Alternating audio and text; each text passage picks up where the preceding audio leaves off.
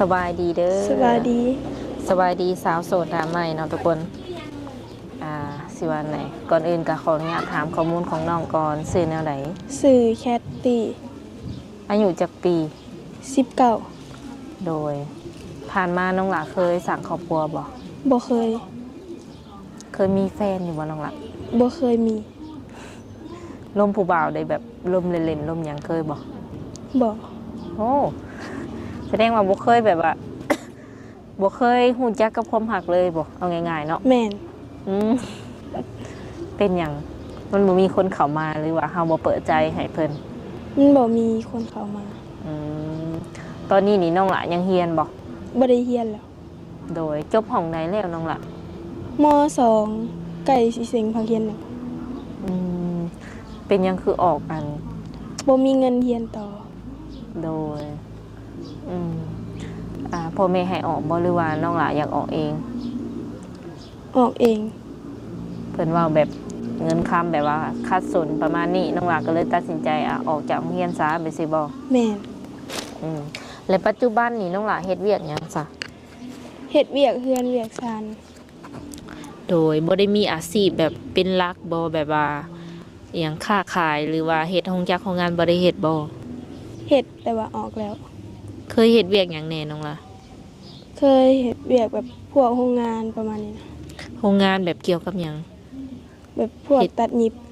โอ้อันเจ้ามีประสบการณ์แล้วแสดงว่าเนาะทางด้านอันตัดตำยิดนี่ถือว่าได้บ่ได้อยู่เขาตอนนั้นน้องล่ะอยู่ดนอยู่บ่ฮะหมายถึงว่าเขาไปเฮ็ดเวียกตอนนั้นน่ะเจ้าอยู่ดนอยู่บ่ประมาณ 2-3 เดือนแล้วก็ออกมันหนักบ่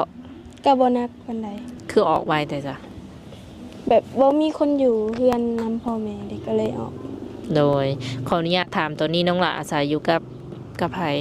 อยู่กับพ่อกับแม่โดยมีไอ้น้องจักคนบ่มีเป็นลูกสาวเดียวป้าลูกสาวเดียวลูกสาวหลายยังอยู่นี่เบิดเนาะแม่ ถ้าพ่อถ้าแม่อายุจักปีตอนนี้ประมาณ40ปลายและตอนนี้หรือว่าสิว่าไงปัจจุบันนี้เจ้าก็อาศัยอยู่กับเพิ่นพ่อแม่นี่มีอาชีพการงานบ่มีเฮ็ดหยังซะแต่ละปีมีแต่แบบเฮ็ดให้เฮ็ดนาประมาณนี้เฮ็ดนาเป็นหลักเนาะอยู่เฮือนเนาะโดยนอกจากเฮ็ดนาแล้วบ่ได้มีอาชีพเสริมแบบว่าไปรับจ้างบ่และมื้อนี้ถือว่าน้องลาออกมาเปิดใจแม่นบ่ เปิดใจในมื้อนี้นี่เปิดใจแบบใดถามก่อนได้เปิดใจหาคนคุยล่านี่บ่หรือว่าน้องลาอยากสร้างครอบครัวแล้วเปิดใจหาคนคุยหาคนลมประมาณนี้ยังบ่ทันแบบอยากสร้างครอบครัวเลยบ่เป็นแนวใดยังบ่พร้อมปานใดตอนนี้น้องหละอายุ19ปีเจ้าอยากสร้างครอบครัวตอนอายุจักปีประมาณ22-23ใหญ่ขึ้นกว่านี้อีกนิดนึงบ่แม่น โดยเปิดใจในมื้อนี้เจ้ามีสเปคบ่มักผู้ชายแบบใดแบบใดก็ได้เบิดแต่ว่าประมาณสูงปานกลางนะสูงกว่าเจ้าบ่แม่นเจ้าสูงเท่าใดซะน้องล่ะประมาณ150ปลายแหละก็เอาลื่นเจ้าขึ้นไปโดยหรือว่าแบบลดตัวเองนี่บ่เอาเลยบ่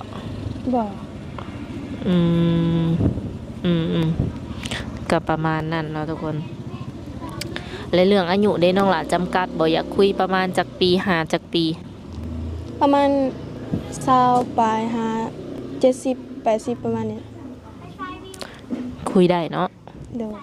สมมติว่าคุยไปคุยมาเพิ่นอยากได้เป็นแฟนเลยซะคบกันเป็นแฟนนี่ได้คบได้แต่ว่าลมกันไปก่อนประมาณ 2-3 เดือน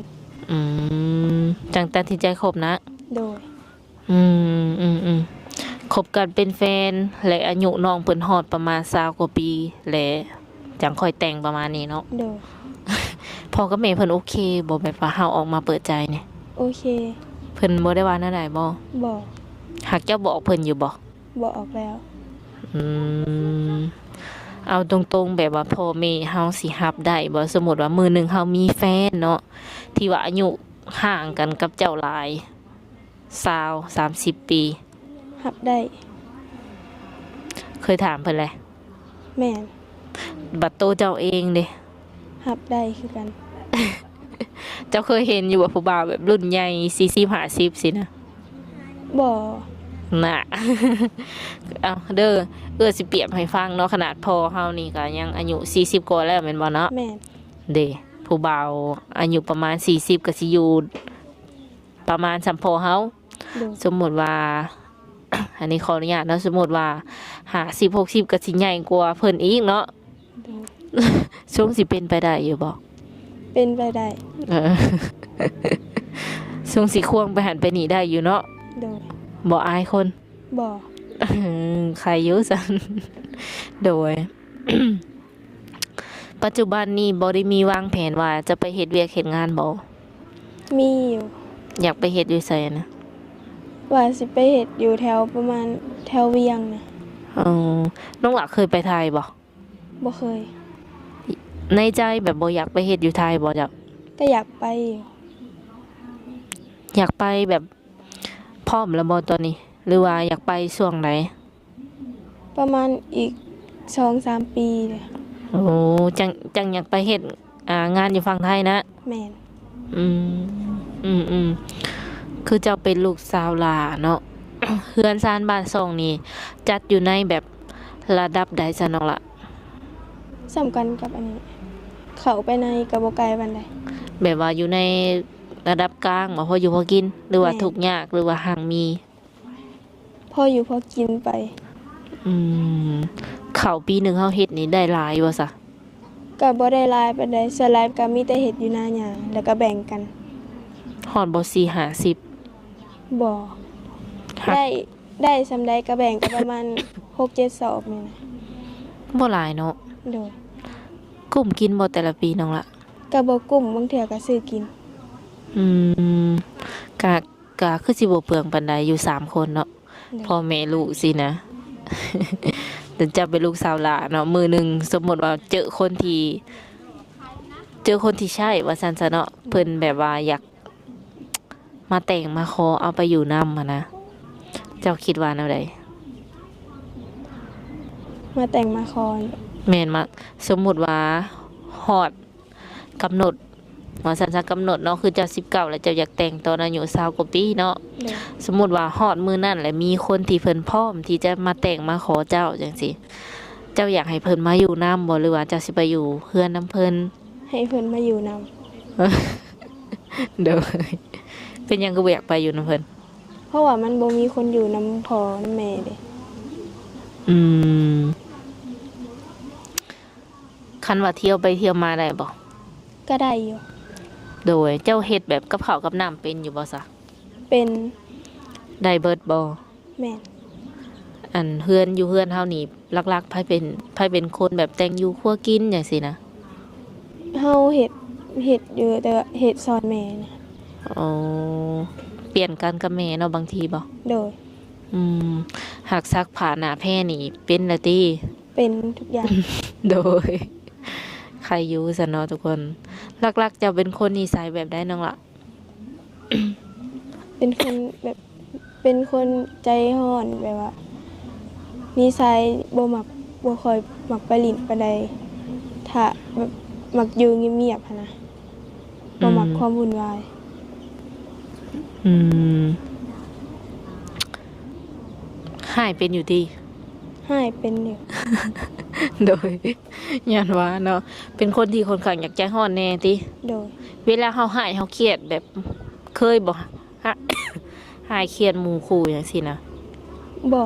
มีแต่แบบเวลาไปลิ้นก็ไปลิ้นแบบตามปกตินะบ่เคยหายหมู่ อืมไปปาตรงปาร์ตี้นี่บ่ได้เคยไปบ่ บ่ อีหลี โดย เป็นแนวใดแบบเพราะว่าน้องหละเพิ่นเองก็ค่อนข้างว่าจัดอยู่ในแบบเด็ดวัยรุ่นว่าซั่นซะเนาะวัยรุ่นขึ้นใหม่19 ปี เป็นหยังคือบ่ค่อยแบบไปเลินไปเที่ยว บ่มักไปปานใดสลายมีแต่อยู่เรือน เฮาบ่มักเองเนาะ โดย พ่อแม่บ่ได้ห้าม แต่ว่าเฮาบ่มักสิบ่ โดย ดีดีดีหากขั้นมาให้ออกงานแบบกินเหล้ากินเบียร์นี่ได้บ่ ได้แต่ว่าเดินๆไปเถื่อนะ สมมุติว่า ไปน้ำพ่อแม่ อ๋อหันไปก็ไปกับท่าพ่อท่าแม่ติ โดย คันสมมุติว่ามีครูมีคิงบางทีเพิ่นอาจจะชวนออกงานเนาะสิเนาะ โดย ก็ไปได้เนาะ โดย ไปอยู่บ่เลยหรือว่าบ่ไปคันไป ไป กับแฟนก็ ไปอยู่ อืมน้องหล่ะมีโรคประจำตัวบ่ บ่ โดยเจ้าสูง150กว่าเนาะน้ำหนักประมาณเท่าใดตอนนี้ บ่จือกันเลยประมาณ60ปลายแหละ เคยแบบ เคยมีโมเมนต์แบบน้ำหนักหน่อยบ่ บ่ หรือว่าเฮาอยู่สำนี้เลย โดยมาต่อกันเนาะทุกคนลักๆคนที่สิเข้ามานี่น้องหล่ะมักคนนิสัยแบบใด มักคนนิสัยแบบบ่ค่อยมักเที่ยวปานใดนะแล้วก็บ่ค่อยมักกินเหล้ากินเบียร์แบบกินได้อยู่โดนๆกินเถื่อ ไปเพิ่นเป็นพอห้างพอหมายได้ซะเจ้าสิรับได้บ่ รับได้ หนุ่มๆของเฮาก็สิมีเบิดว่าซั่นจ้ะเนาะมีทั้งพอห้างพอหมายบางคนก็มีลูกติดพร้อมได้ โดย สำหรับคนที่ว่ามีลูกติดนี่เจ้าคิดว่าทรงสิเข้ากับลูกเพิ่นได้อยู่บ่ เขาได้ โดย ผู้บ่าวที่ว่ามีหนวดมีเครานี่ได้สมัครบ่ มัก โดย สูบยาได้บ่ สูบยาได้อยู่ โอ้ก็มักอยู่เนาะ โดย อืม คือน้องเพิ่นว่าบ่มักคันไปลิ้นหลายเกินไปก็บ่มักประมาณนี้ โดย อืมเลยที่นี่คันว่าในอนาคตเนาะมันบ่มีคนที่ว่าสิมาอยู่นำเฮาได้เลยจ้ะน้องละนอกจากไปอยู่นำเพิ่น ไปแบบไปมาๆก็ได้อยู่ เพราะว่าส่วนหลาย FC เอ้ยก็เพิ่นมีเวียกมีงานเป็นของเพิ่นเนาะ โดย ซึ่งมาอยู่บ้านอยู่เมืองเพิ่นแลเพิ่นถนัดเรื่องการหาเงินหาค้ำอย่างซี้นะสมมุติว่าเพิ่นจะมาอยู่น้ำน้องเลยก็ได้ แต่ว่าเรื่องหาเงินหาค้ำก็สิบ่คือเก่าเนาะสิบ่สะดวกสบายจังซี่นะได้ดีเนาะเทียบไปเทียบมา ได้ โดยเลยมื้อนี้นี่คันว่าเพิ่นเห็นน้องแล้วในคลิปเนาะแล้วเพิ่นอยากมาหาน้องอยากมาเห็นตัวจริงเจ้าอย่างซี่เด้ อยากมาเห็นก็ได้อยู่ ให้มาเนาะ ให้มา โดยเอ้ย แต่แบบว่าต้องลมกันก่อนนะ เออคันแบบว่าบ่ล่มเลยแบบอยากมาเห็นหน้าก่อนจังล่มจังซี่ได้บ่ น้องย่านบ่ค่อยอยู่เพื่อนปานใด โอ้ เพราะว่าสลายก็มีแต่เมื่อบ้านพ่อบ้านแม่ โดย แสดงว่าคัน FC คนใดอยากมาแม่นต้องได้นัดหรือว่าคุยกับเพิ่นทำความรู้จักกับเพิ่นก่อน โดย คันว่าสิให้ทางสาวบุญเพียงพามาเลยแม่นบ่ทันได้เนาะทุกคนให้ตามความรู้จักกับเพิ่นเป็นการส่วนตัวก่อน โดย อ้ายบ่ตรงๆสมมุติว่าเพิ่นมาโลดอ้ายบ่ลือนั่นใด บ่ ย่านบ่อยู่เฮือน โดย สมมุติว่าเพิ่นอยากมามื้ออื่นจังซี่เอาเอื้อยก็นัดจ้ะว่ามื้ออื่น FC สิมาหาเด้อจังซี่ แบบลมกันไปก่อน ประมาณ 2-3 เดือนนี่มาหาได้อยู่ เออ โดยเพิ่นยังบ่ทันกล้าเนาะคำว่าเพิ่นแบบ คุยกันไปแล้วแหละ 2-3 เดือนเนาะรู้สึกแบบว่าสิว่านะฮู้นิสัยใจคอเพิ่นแล้วเห็นหน้าเห็นตาหยังกันแล้วเพิ่นมาบ่ได้บัดนี้เพิ่นอยากให้เจ้าไปหาเอง อยู่มุกดาหารไปได้บ่ ลงไปบ่ได้ เพราะว่าหยัง เพราะว่ามันบ่มีคนอยู่นํเพื่อนแบบบ่มีคนอยู่นํพ่อนำแม่นะ ไปลิ้นซื่อๆไง โดย ถ้าดนๆน่ะน้องไปอยู่บ่ค่อยไปปานใดดู อืมคือเวลาที่เพิ่นสิมาหานี่สามารถมาหาน้องได้อยู่เฮือนเลยบ่ แม่น อืมก็ให้สิว่านะเห็นเฮือนเห็นชานคันว่าฮอด 3-4 เดือนขึ้นไปแล้ว โดย โดยคันว่ายังบ่ทันฮู้จักกันฮอด 2-3 เดือนได้แสดงว่ายังบ่ทันพร้อมที่จะเจอตัวจริงบ่ โดย โดยก็เอาเนาะตามน้องเพิ่นว่าแหละทุกคนเลยแต่ละคนก็อาจจะบ่คือกัน คัน คันว่าเพิ่นโทรมาแล้วเพิ่นอยากเห็นหน้าได้สาเหตุแนวใด เห็นได้อยู่ เปิดกล้องได้บ่ ได้ โดยยันว่าคุยบ่ให้เห็นหน้าเห็นตา ลองเบิ่งเนาะเพราะว่า FC ส่วนหลายกับบางคนก็บ่เชื่อว่า เป็นน้องแท้บ่จังซี่นะเพิ่นอยากวิดีโอคอลเนาะเพื่อที่จะได้แบบว่าเห็นว่าแม่นเจ้าแท้บ่หรือว่าแนวใดบางคนเพิ่นก็อาจจะคิดว่าปลอมลายปลอมหยังมารวมกันหั่นนะได้เนาะ ได้ ฝากไว้นำ คันว่าเพิ่นโทรมาก็ทีนี้คันว่าเพิ่นอยากทักมาเล่นนำเพิ่นสามารถทักมาได้ทางใดน้องละ ทางไลน์ โดยมีไลน์แล้วก็มียังอีโบที่ว่าสิแจกให้เพิ่น มีแต่ไลน์ อืมตอนนี้ตั้งแล้วแหละ ตั้งแล้วแหละ โดยพร้อมใส่งานแล้วเนาะ โดย อืมมีแต่ว่า FC คนใดอยากติดต่อกับน้องเพิ่นก็แม่นทักมาเลยทางน้องเพิ่นสะดวกเป็น LINE Facebook เด้คัน FC ถาม บ่สะดวกปานใด บ่มีความลับติ บ่ บ่ได้มีผู้บ่าวไว้ติน้องละ บ่ โดยอ้ายก็ประมาณนั้น เวลาใดแน่ที่น้องสะดวกรับสาย ตอนกลางเวน กลางเวรประมาณจักโมง ประมาณช่วงบ่ายๆก็ได้หรือตอนแรง อ๋อช่วงเที่ยงหรือว่าช่วงบ่ายขึ้นไปนี่เจ้าสะดวกรับสายเพิ่นแล้ว โดย โดย แต่ละมื้อนี้น้องหลานนอนประมาณจักโมงซะ ประมาณ 11 โมง ก็แสดงว่าคุยโทรศัพท์ได้โดนเติบอยู่เนาะ โดย เพราะว่านอนดึกพอสมควรโอเคเนาะทุกคนเนาะสุดท้ายนี่น้องหลานมีหยังอยากฝากถึง FC ที่ว่าเพิ่นสิเข้ามาทักเล่นน้ำน้องบ่ ส่งสิเป็นคนขี้อายเจ้านะตัวจริงแบบโมเมนต์ตัวจริงซะแบบว่าเวลาที่บ่มีกล้องนี่เว้าหลายอยู่บ่ บ่ค่อยเว้าหลายปานใด อันนี้เป็นตัวตนของเจ้าเลยบ่แบบว่าถามคำตอบคำสินะน้องเพิ่นเว้าหลายส่งสิขี้อายคิดว่า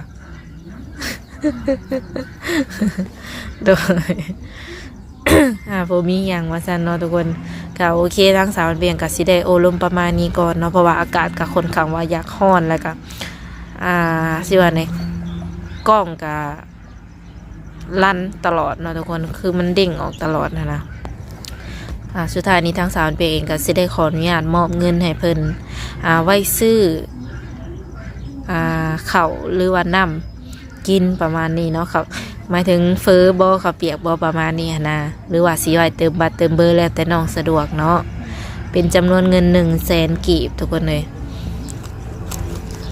ก็เป็นเงินของผู้ใหญ่ใจดีที่ว่าเพิ่นสนับสนุนช่อง YouTube อยู่ตอนนี้เนาะเพิ่นก็ฝากให้สาวๆทุกคนไว้เติมบัตรเติมเบอร์หั่นแหละ โดยน้องละ ใช่ ขอบใจอ้ายเพิ่นแน่ ขอบใจหลายเลย เจ้าเพิ่นอยากแบบเว้าบ่ค่อยเก่งเนาะทุกคนเนาะบ่เป็นหยังเป็นครั้งแรกที่ว่ามาเปิดใจ แม่ ฮู้แบบความรู้สึกเป็นอะไรจะเปิดใจครั้งแรกนี่น้องละ โดยน้องละเห็นจากไสเห็นจากช่อง YouTube บ่หรือว่าเห็นจากไส เห็นจากช่อง หรือหมู่แนะนำมา หมู่แนะนำพอ ได้เข้าไปติดตามช่องอยู่บ่ ติดตาม เห็นเบิดเนาะใครแน่สันหลังจากที่ว่าเฮาได้เข้าไปติดตามเบิ่งผู้สาวแล้วก็ถามหมู่นำสิบ่ ถาม หมู่ก็เลยแนะนำต่ออีก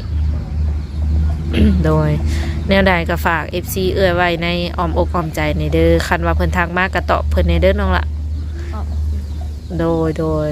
โอเคสำหรับคลิปนี้สาวบุญเปียงและน้องเนาะสิได้ขอตัวเจ้าไว้ก่อนสบายดี